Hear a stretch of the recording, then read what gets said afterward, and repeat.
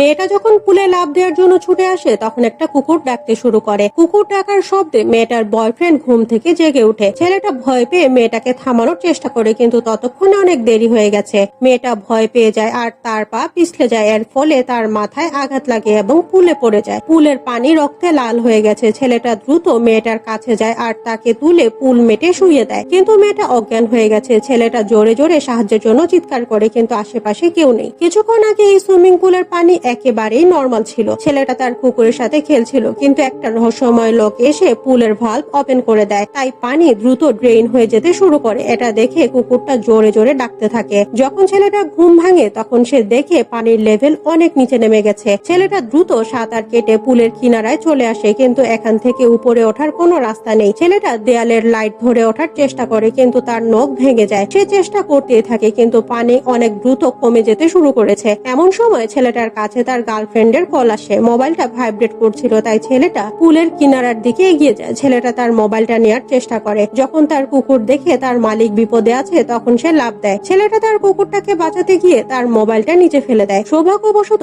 মোবাইলটা একটা চার্জারের সাথে আটকে ছিল, যে জন্য মোবাইলটা পানিতে পড়ে যায় না। ছেলেটা মোবাইলটা নেওয়ার জন্য লাফ দেয় আর তখন মোবাইলটা তার হাত থেকে পিছলে গিয়ে পানিতে পড়ে। মোবাইলটা ওয়াটারপ্রুফ ছিল না, তাই সেটা নষ্ট হয়ে গেছে। ছেলেটা পানি থামানোর জন্য ড্রেনেজ লাইনে একটা তাওয়াল বিছিয়ে দেয়। এমন সময় ছেলেটার চেইন সেই ড্রেনেজ লাইনে আটকে যায়। এদিকে খাবার ডেলিভারি করার জন্য একটা ডেলিভারি ম্যান এসেছে। এখানে কাউকে না দেখে ডেলিভারি ম্যান ফোন করে, কিন্তু মোবাইল বন্ধ ছিল। ডেলিভারি ম্যান উপর থেকে দেখেও কোনো কিছু বুঝতে পারে না। ছেলেটা সুইমিং পুলের ভেতর থেকে সবকিছুই দেখছিল, কিন্তু যখন সে উপরে উঠে আসে ততক্ষণে ডেলিভারি ম্যান পিৎজা রেখে এখান থেকে তার বাইকে করে চলে যায়।